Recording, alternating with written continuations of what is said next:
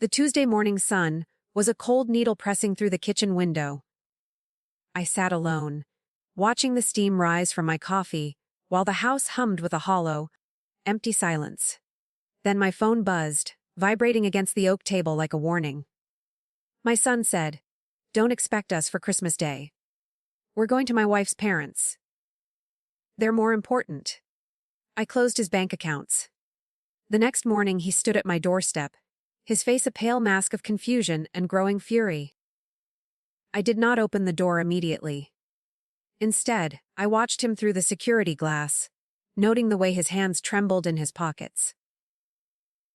He looked smaller than I remembered. Or perhaps I was simply seeing him clearly for the first time in years. Robert always said that people show you exactly who they are if you give them enough rope. I had given Brad a golden tether, and he had finally used it to hang our relationship. He began pounding on the heavy wood. The digital bank portal was still open on my laptop in the foyer. With a few steady clicks, I moved the remaining $40,000 from the joint emergency fund into my private trust. The numbers flickered and vanished, leaving a string of zeros that felt like a long, overdue exhale. Outside, Brad was shouting my name, his voice cracking against the December wind. He thought this was a mistake. He assumed the system had glitched. He still did not realize the tap was dry. I finally turned the deadbolt and pulled the door inward just a few inches. Brad lunged forward, but the security chain snapped taut, stopping him mid-stride. His eyes were bloodshot, and I smelled the sharp, metallic scent of stress on his skin. He demanded to know why his cards had declined at the gas station.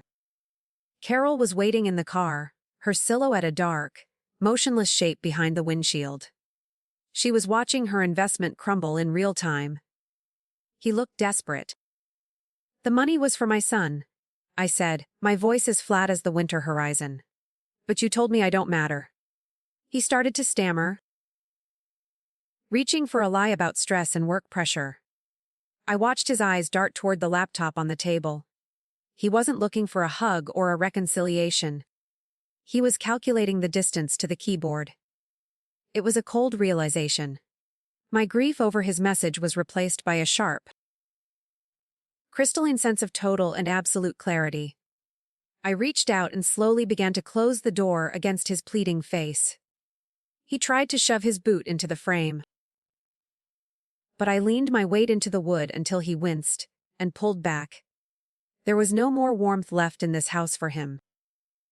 I told him to check his email for the formal notice from my attorney. He looked at me then with a flash of genuine, naked hatred. It was the most honest expression he had ever given me. I locked the door. The silence following the heavy click of the deadbolt felt like a physical weight. I stood in the foyer, my heart hammering against my ribs, while the shadow of my son lingered behind the frosted glass. He did not leave immediately. I heard his muffled voice, rising in a sharp argument with Carol out on the curb. Their desperation was a tangible thing, vibrating through the wood of the door. They were finally realizing the gravity of their financial exile. I walked to the kitchen and pulled the thick, manila folder from the hidden drawer. Inside were the itemized bank statements from the last 18 months. I had highlighted every single transfer in a fluorescent yellow that now seemed to scream from the page. $15,000 for a car he never bought, and $30,000 for a kitchen renovation I was never allowed to see. The numbers added up to a betrayal that went far deeper than mere currency or greed. The doorbell rang again, 3 short bursts that sounded like a frantic heartbeat. I ignored it and opened my laptop to check the activity on the credit cards.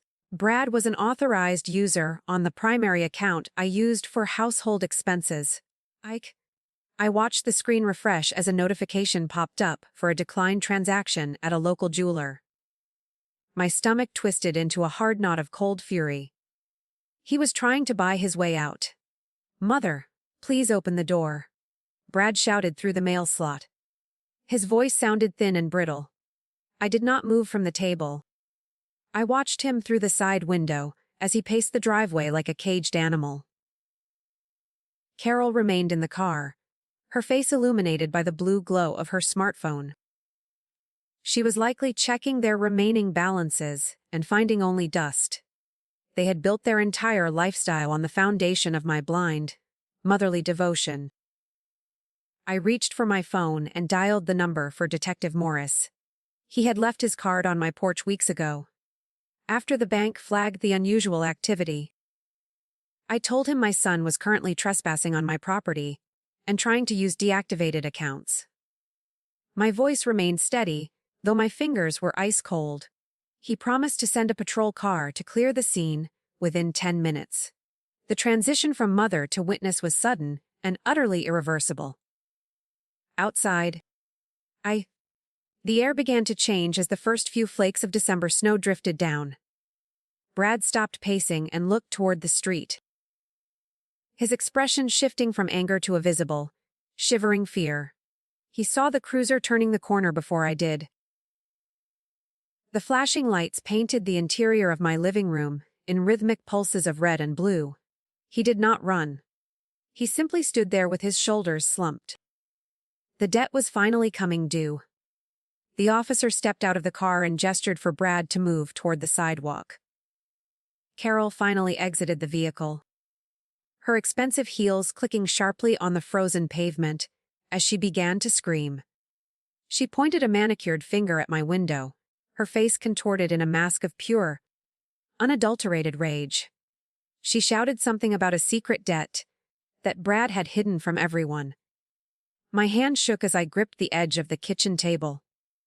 The truth was leaking out. Detective Morris stood on the icy porch while the red lights of the cruiser bathed the snow. I finally cracked the door open, feeling the frigid air bite at my cheeks. Brad looked pathetic as the officer checked his identification against the curb. Carol was still shouting, her voice echoing off the neighboring houses. She claimed they were victims of a cruel financial setup. Morris ignored her and looked directly at me. He held a thick stack of warrants. "We found the secondary accounts, Caroline," the detective said quietly. He handed me a single sheet of paper covered in dense legal text. I looked down at the document and felt my blood turn to slush. Brad had not just been spending my money. He had been using my social security number to sign high-interest predatory loans. The debt was not $60,000. It was 10 times that amount. My credit was ruined. My house was at risk. I looked at Brad, whose head was bowed low against the rising wind. He could not even meet my eyes now. The officer began to explain the charges of identity theft and bankruptcy fraud. Carol suddenly stopped screaming and took a step back toward her car. She looked terrified. Not for Brad, but for herself. She realized the paper trail led back to her offshore accounts. The betrayal was deeper than I ever imagined. They were partners. "I had to protect us," Brad whispered through the mail slot. His excuse was a hollow rattle in the cold air. I did not feel pity. I felt a strange, surgical detachment from the man I had raised. He had gambled with my survival to fund a life of quiet luxury.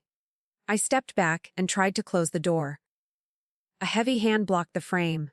It was not Brad. It was a man in a dark suit. The stranger identified himself as a representative from a private equity firm. He held a foreclosure notice dated 2 weeks ago. My heart stopped in my chest as I grabbed the edge of the doorframe. Brad had forged Robert's signature on a second mortgage before the funeral. The house was no longer mine. It had been sold at a private auction in November. I was standing in a building owned by a faceless corporation. My world tilted. Carol started the car engine, the exhaust forming a thick gray cloud in the driveway. She was going to leave him behind to face the police alone. Brad realized it and lunged for the passenger door. The officer tackled him into the frozen slush before he could reach the handle. Metal handcuffs clicked shut with a finality that broke the silence. My son was a criminal. I was a homeless widow. The snow began to fall faster. I looked at the equity representative and saw no sympathy in his mechanical eyes. He told me I had 48 hours to vacate the premises. Detective Morris helped Brad into the back of the cruiser. I realized then that my phone was still buzzing in my pocket. It was a message from an unknown number. The text was a single photo of my husband's grave. The headstone had been vandalized. Someone was still watching me from the shadows. I stared at the pixelated image of Robert's defaced monument until my eyes burned. The equity man tapped his watch, his impatience cutting through the freezing air like a blade. I had to reach the library basement before the locks changed at midnight. Robert had kept a secondary safe, hidden behind the historical archives for 40 years. It was the only asset Brad did not know existed. I grabbed my car keys and stepped over the threshold. The drive was a blur of neon signs and swirling white flakes. My hands gripped the steering wheel, so tight my knuckles turned a ghostly white. Every shadow in the rearview mirror looked like Carol's sleek black sedan. I pulled into the library lot and saw the lights were already dimmed for the night. The heavy brass key felt cold and heavy in my pocket. I moved quickly toward the side entrance, staying deep in the shadows. Inside, the smell of old paper and floor wax greeted me like a forgotten friend. I hurried down the narrow stairs to the basement archives where the air felt thick and stale. My flashlight beam danced over rows of dusty boxes and iron shelves. I found the loose floorboard behind the collection of local census records. My fingers fumbled with the latch until the wood finally groaned and gave way. The metal box was still there. I pulled the box out and realized it was much heavier than I remembered. I sat on the cold concrete floor and entered the combination from Robert's old watch. The lid clicked open to reveal stacks of original bond, certificates, and a small, leather-bound ledger. My breath hitched when I saw the name written on the first page. It was Carol's father. Robert had been investigating their family for a long time before he died. The ledger contained dates, offshore account numbers, and records of a massive insurance scam. Carol's parents were not wealthy socialites. They were professional predators who had groomed my son as their next mark. She replay. I turned a page and found a photograph of Brad meeting with them 3 years ago. The date was the same day Robert had suffered his final stroke. My heart turned into a piece of lead. They were all in it. A soft footstep echoed from the top of the stairs, vibrating through the quiet basement. I shoved the ledger into my coat and gripped my flashlight like a weapon. The light at the top of the stairwell flickered once, and then went dark. I heard the distinct click of a gun being readied in the corridor. A familiar voice called out my name from the darkness. It was Carol, and she sounded remarkably calm now. "Give me the book, Caroline," she said, her voice dripping with a false, honeyed sweetness. I retreated further into the stacks, my heart pounding against my ribs like a trapped bird. She knew exactly where I was and what I had found. I realized then that the vandalized grave was just a distraction to lure me here. She didn't want the money anymore. She wanted the evidence of her father's crimes. I was trapped. I moved deeper into the archives, my shoes silent on the damp concrete floor. The ledger felt like a hot coal against my ribs. Carol's footsteps were slow and deliberate above me. She was hunting, not searching. I reached the back exit, but found the iron gate chained from the outside. The trap was absolute. I realized then that I wasn't just fighting for my house. I was fighting to survive the night in this paper tomb. Crouched behind a row of heavy microfilm cabinets, the metallic scent of the old files filled my lungs. Carol stepped into the basement, her flashlight cutting through the dark like a blade. The beam bounced off the steel shelves. I held my breath until my lungs burned. She didn't know about the secondary service elevator. It was a relic from the 50s used to haul heavy manuscripts. I began to crawl toward the small wooden door. Image of a freight elevator diagram, The elevator was a simple pulley system with an open cage and a hand crank. I reached the service door and felt for the recessed latch. It groaned as I pulled it open. The sound was a gunshot in the silence of the library. Carol's light snapped toward my position instantly. I scrambled into the narrow box and grabbed the thick rope.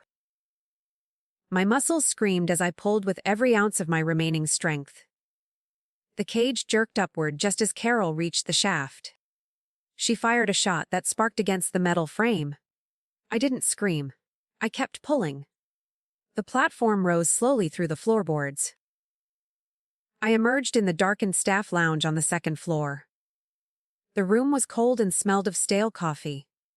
I rolled out of the cage and looked for a way to lock the shaft. The mechanism was stuck in the open position. I shoved a heavy oak table over the elevator opening. It was a temporary shield at best. I needed to reach the rooftop terrace to trigger the fire alarm. The rain had turned to sleet outside the tall windows. I saw Carol's reflection in the glass as she climbed the emergency stairs. She wasn't alone now. 2 men in dark coats followed her. They were the same men who had served the foreclosure notice. I sprinted toward the terrace door, my lungs raw from the cold air. I fumbled with the alarm box until the glass shattered under my palm. The siren wailed, a piercing scream that shattered the night. I looked down at the street and saw a black sedan idling by the curb. The driver looked exactly like Robert. My heart stopped for a beat. I knew my husband was dead. The man below looked up and smiled. The terrace door flew open behind me. I stepped back toward the icy ledge as Carol emerged. She held her weapon steady, her eyes empty of any human warmth. She told me the man in the car was her father's best cleaner. He had been Robert's partner in the early days of the firm. I realized then that Robert hadn't been investigating them for justice. He had been part of the game. I was the only outsider. The siren's wail drowned out the wind as I stood on the icy ledge. Carol's gun was a steady weight in her hand, pointing directly at my chest. She laughed when I mentioned Robert's legacy of honor. She told me the truth about the firm's founding. It was a shell company designed for high-level money laundering. Robert had not been a victim or a hero. He was the architect of the very trap currently crushing me. My entire marriage had been built on a foundation of professional lies. Carol stepped closer, her heels crunching on the thin layer of frozen sleet. She demanded the ledger, promising me a quick exit from the city. I looked at the man in the sedan below, who wore Robert's face like a stolen mask. He waved a gloved hand toward the terrace. I realized the resemblance was not a coincidence of light or grief. He was Robert's younger brother, a man I had been told died decades ago. The family secrets were coming for me in waves. The fire department's distant sirens began to harmonize with the library's alarm. I gripped the railing until the metal bit into my palms. Carol glanced toward the street, her focus flickering for a single, vital second. I did not hesitate. I shoved the heavy microfilm box off the ledge toward the black sedan. It smashed through the windshield with a sound like a small explosion. The driver slumped over the wheel. The power dynamic shifted as Carol screamed in shock and pure rage. She realized her leverage was bleeding out on the pavement. I dove back through the terrace door and slammed the heavy iron bolt home. My breath came in ragged gasps as I sprinted toward the main reading room. The ledger was tucked safely beneath my coat, its hard corners bruising my ribs. I needed to reach the digital archive terminal near the center desk. If I could upload the scans to a public server, the evidence would be untouchable. Carol was already pounding on the reinforced glass door behind me. The terminal screen flickered to life, casting a ghostly blue glow over the dark mahogany tables. I fumbled with the USB port, my fingers numb from the winter chill. The upload progress bar appeared, moving with agonizing slowness. 10%, 20%. I heard the glass terrace door shatter into 1,000 jagged pieces. Carol and her men were inside the building. I huddled beneath the desk, watching the blue light count down my life in small percentages. A shadow fell across the carpet. Stretching toward my hiding place near the terminal, I saw the muzzle of a silenced pistol appear around the corner of the shelf. Carol wasn't shouting anymore. The silence was far more terrifying than her previous anger. She was a professional closer, and I was the final open account on her books. The upload hit 60%. I reached for the heavy brass paperweight on the desk. It was my only weapon against her cold, lead-in bullets. "It is over. Caroline." She whispered from the other side of the mahogany partition. I did not answer her. I watched the screen as the bar hit 80%. The modem hissed and hummed in the quiet room. I heard her footsteps move toward the left side of the desk. She was trying to flush me out into the open. I rolled to the right, staying low against the floor. My hand brushed against a hidden lever beneath the central circulation counter. The lever triggered the library's emergency security shutters. Steel plates began to slide down over the windows and exits with a rhythmic thud. Carol was forced to jump, back to avoid being pinned against the wall. The library was now a fortress, and we were trapped together in the dark. The terminal beeped twice. The upload was complete. Every major news outlet in the state now had access to the Robert Harrison ledger. I felt a surge of cold, righteous victory. I stood up and faced her in the dim light of the computer screen. Carol looked at the monitor and realized she had lost the primary game. The evidence was out in the world.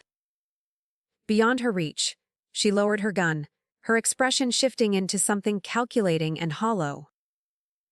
She told me that Brad was already talking to the feds in exchange for a deal. He had betrayed her just as easily as he had betrayed me. We were both discarded assets. The flashing lights of the fire trucks finally arrived at the front entrance. I heard the muffled sound of axes hitting the main doors. Carol looked at the steel shutters and then back at me. She pulled a small remote from her pocket and smiled. She told me the building was rigged with more than just alarms. She had prepared for a total liquidation of the assets. A low rumble started in the basement, vibrating through the soles of my shoes. The floor beneath me groaned as the vibrations from the basement intensified. Carol stood amidst the swirling dust of the reading room, her finger hovering over the remote. She didn't want the ledger anymore. She wanted to erase every trace of the Harrison name. I realized the rumble wasn't just machinery. It was the sound of a structural failure being forced by a series of small, tactical charges. The building was becoming a tomb. Carol backed away toward the terrace, her eyes shining with madness. I lunged for the terminal desk, grabbing the leather ledger and shoving it deep into my coat.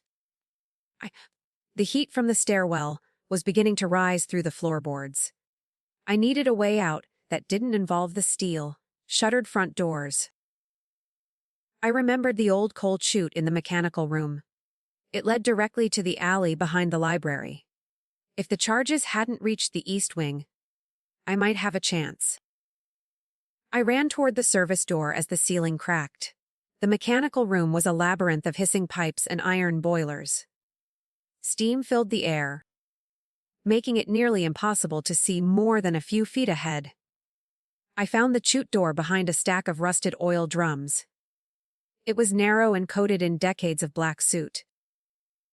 I threw the ledger down the metal slide first. Then I squeezed my shoulders into the tight opening. The metal felt ice-cold against my burning skin. I pushed off into the dark.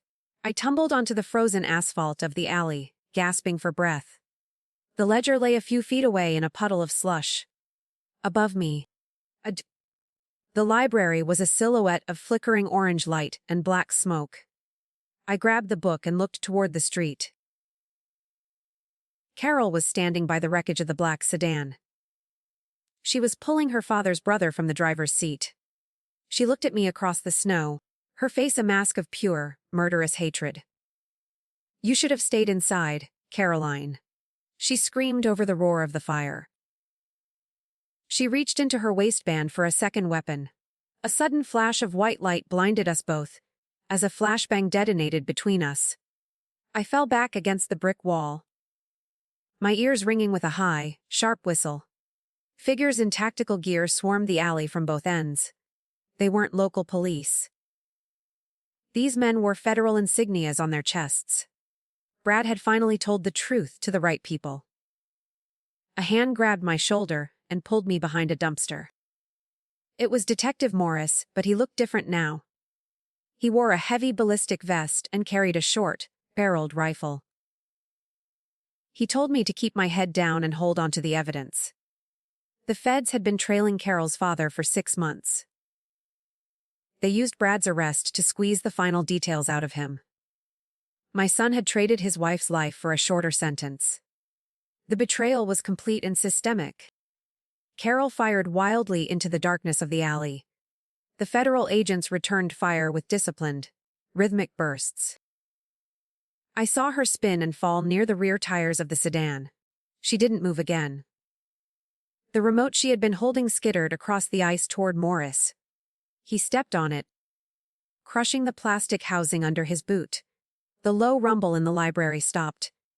The demolition had been halted by a kill switch. I was alive, but I felt utterly hollow inside. Morris helped me stand, his grip firm and professional. He asked if I was injured, but I couldn't find the words to answer him. I looked at the burning library and thought of all the history being lost. Robert's secrets were finally coming to light, but the cost was my entire reality. The detective took the ledger from my shaking hands. He told me this was the final piece they needed to bring down the entire syndicate. I had finally finished Robert's work. A black SUV pulled into the alley, and the passenger door opened. Brad sat in the back seat, flanked by 2 marshals.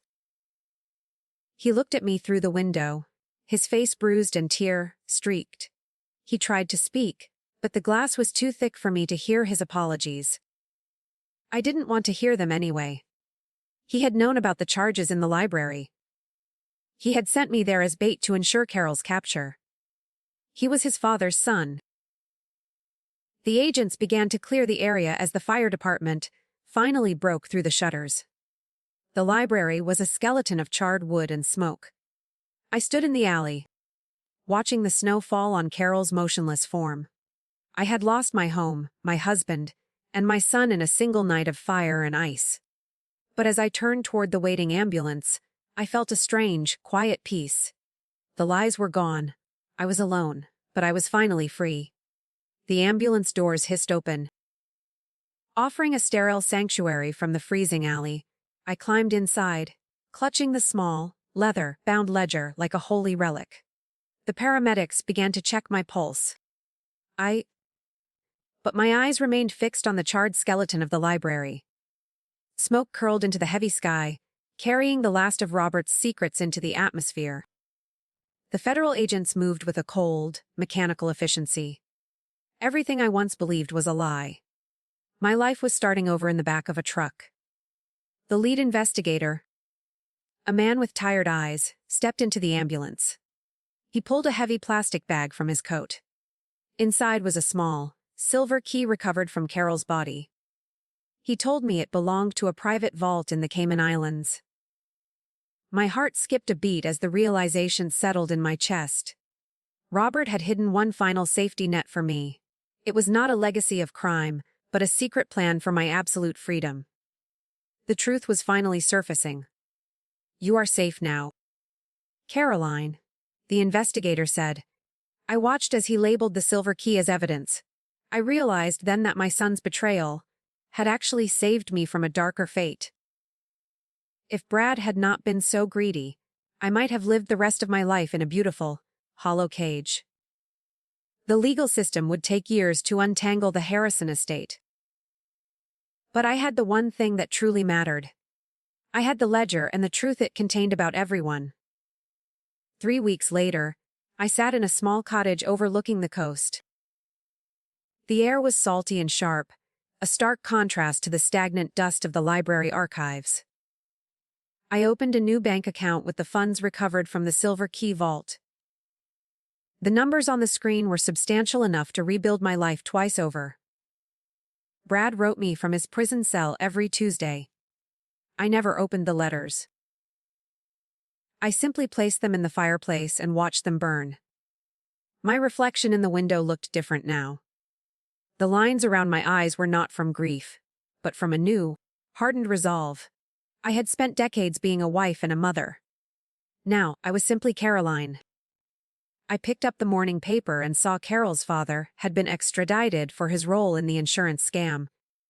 The firm was dead. The house was gone. I felt lighter than I had in years. The cold weight of the past had finally melted away. I walked down to the shoreline and threw the empty leather ledger into the incoming tide. The water swallowed the history of the Harrison name without a sound. I looked out at the horizon, where the winter sun was beginning to break through the clouds. My phone buzzed in my pocket, but I didn't reach for it. It was Christmas Day, and for the first time in my life, I was exactly where I wanted to be. I was alone, and I was happy.